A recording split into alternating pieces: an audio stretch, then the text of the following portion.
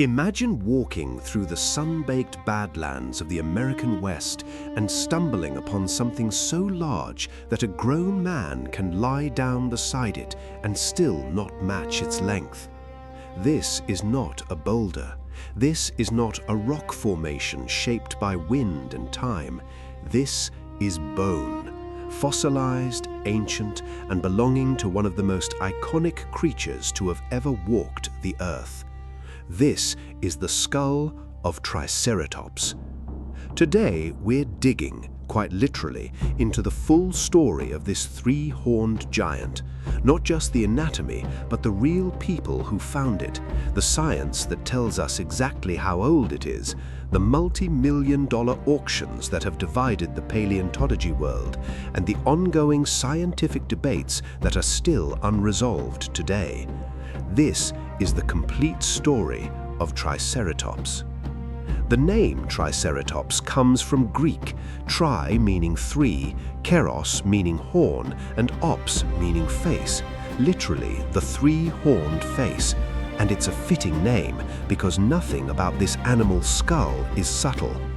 Triceratops lived during the very end of the Cretaceous period, roughly between 68 and 66 million years ago, making it one of the last non-avian dinosaurs to walk the planet before the mass extinction event that wiped out nearly all dinosaur life at the Cretaceous-Paleogene boundary, often called the KPG boundary. It was a herbivore, but don't let that fool you into thinking it was gentle or defenseless. An adult Triceratops could grow up to 9 meters, nearly 30 feet from nose to tail, and weigh as much as 12 tons. That's heavier than an African elephant. It moved on 4 sturdy pillar-like legs, built not for speed, but for power and stability. The most striking feature of Triceratops, of course, is its head. The skull alone could measure over 2 meters, nearly 7 feet, making it one of the largest skulls of any land animal to have ever existed, dinosaur or otherwise. At the back of the skull sits the frill, a broad, bony shield extending upward and backward from the neck. For decades, paleontologists have debated its purpose. Was it purely for defense, protecting the vulnerable neck from predators like Tyrannosaurus rex? Was it for regulating body temperature? Or, as many now believe, was it primarily a display structure used to attract mates, intimidate rivals, and signal maturity within the herd? Then there are the horns. 2 long curved horns rise above the eyes, sometimes reaching over 1 meter in length. A third, shorter horn sits above the nose. Fossil evidence, including skulls bearing puncture wounds matching the shape of these horns, strongly suggests Triceratops used them not just against predators, but against each other, likely in ritualized combat for dominance or territory, much like rhinos or deer lock horns and antlers today. Here's a question a lot of people ask.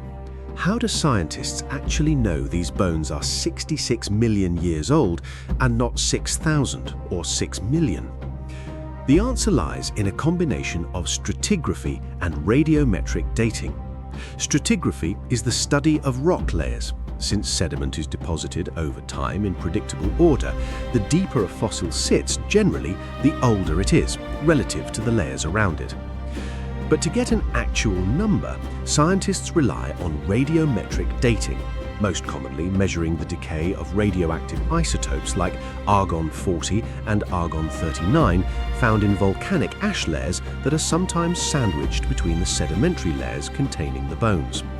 Because radioactive decay happens at a fixed known rate, scientists can calculate almost exactly how long ago that ash layer was deposited and, by extension, how old the fossils just above or below it are. This is also how scientists identified the famous KPG boundary, a thin, globally distributed layer of clay enriched with the element iridium, which is rare on Earth's surface but common in asteroids. Its presence marks the exact geological moment the extinction-triggering asteroid impact occurred, and Triceratops is one of the very last dinosaurs found in the rock layers directly beneath it. The Triceratops story doesn't begin in a modern excavation. It begins in 1887, during a period of American paleontology known as the Bone Wars, a fierce, sometimes bitter rivalry between rival fossil hunters racing to name new species before the other. Fossil collector George Lyman Cannon found a pair of large brow horns attached to a skull roof near Denver, Colorado. At first, the renowned paleontologist Othniel Charles Marsh misidentified the remains as belonging to a giant prehistoric species of bison. It took a second discovery a year later in 1888 in Wyoming. A cowboy named Edmund Wilson spotted a massive skull jutting out of the wall of a ravine. He tried to lasso it and pull it free, but the horns snapped off as the rope pulled tight and the skull tumbled to the bottom of the ravine.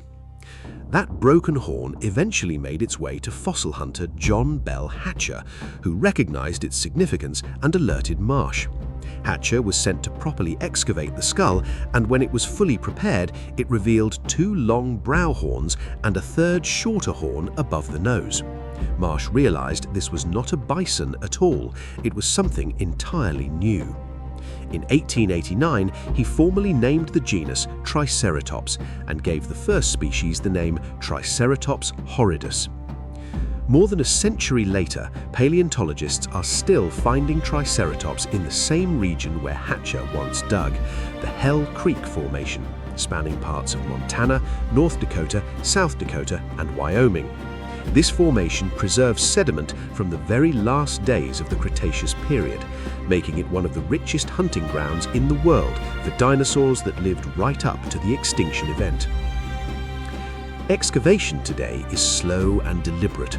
Using small hand tools, brushes, owls, and rock hammers, paleontologists carefully remove the surrounding matrix, called matrix, millimeter by millimeter. Rushing risks shattering bone that has survived undisturbed for over 66 million years. Sometimes the entire discovery begins with something as small as a single horn tip breaking the surface. From that one clue, an experienced fossil hunter can trace and, over weeks or months, carefully expose an entire skeleton. Discoveries of this scale, a giant, near-complete skull recovered from South Dakota's Hell Creek Badlands, are exactly the kind of find that made global headlines in one of the most controversial fossil stories of the last decade, the story of Big John. Big John was discovered in 2014 by commercial paleontologist Walter Stein on a private ranch in Perkins County, South Dakota. After just 10 to 15 minutes of searching the site, Stein noticed a debris field of bone fragments leading into an eroding hillside and realized he'd found something enormous.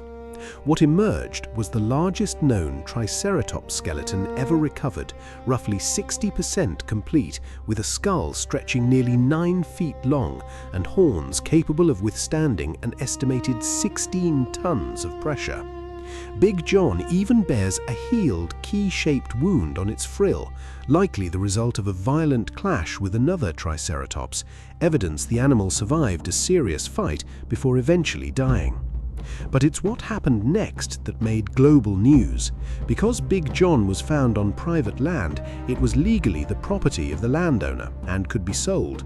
In 2021, after being professionally prepared in Italy, Big John went to auction in Paris and sold for an eye-watering 6.6 million euros, roughly $7.7 million, to an anonymous American buyer, later revealed to be a Tampa businessman.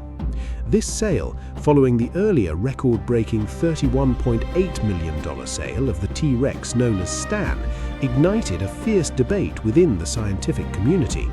The Society of Vertebrate Paleontology publicly raised concerns, warning that fossils sold into private hands are, in their words, potentially lost to science, meaning researchers may lose access to study them, verify past claims, or make new discoveries from them ever again. Not every named Triceratops has sparked controversy, though. Specimens like Kelsey, housed at South Dakota's Black Hills Institute of Geological Research, remain accessible for study and casting, helping researchers compare horn shapes and frill structures across multiple individuals, work that's slowly reshaping how we understand this animal. The story of Triceratops in museums is nearly as old as the science of paleontology itself. This photograph, taken in the early 20th century, shows museum preparators working meticulously on one of the earliest mounted Triceratops skeletons, piecing together bone by bone using little more than hand tools, plaster, and expert judgment. In the decades since, techniques have evolved dramatically. Today's preparators used pneumatic air scribes, microscopes, and even CT scanning to study bones without damaging them. But the core mission remains the same as it was over 100 years ago: to reconstruct as accurately as possible an animal no living person has ever seen. When a Triceratops skeleton is finally mounted and displayed, the effect is nothing short of awe-inspiring. Standing beneath one of these mounts, you begin to truly grasp the scale of these animals. The sheer size of the frill alone can dwarf a grown adult. Modern exhibits go to great lengths to present these skeletons not just as static bones, but as dynamic representations of a living, breathing animal, poised mid-stride, head lowered, as if ready to charge, exactly as it may have done 66 million years ago when confronted by a hunting Tyrannosaurus. From grand dramatic installations to sleek minimalist gallery displays, every museum finds its own way to tell the Triceratops story, but the goal is always the same: to connect visitors across millions of years with a creature that once dominated this planet. Not everything about Triceratops is settled science. In fact, one of the most heated debates in modern paleontology involves this very animal. For over a century, another horned dinosaur called Torosaurus was classified as a completely separate genus, distinguished mainly by a longer, thinner frill with large open holes in it, compared to Triceratops's shorter, solid frill.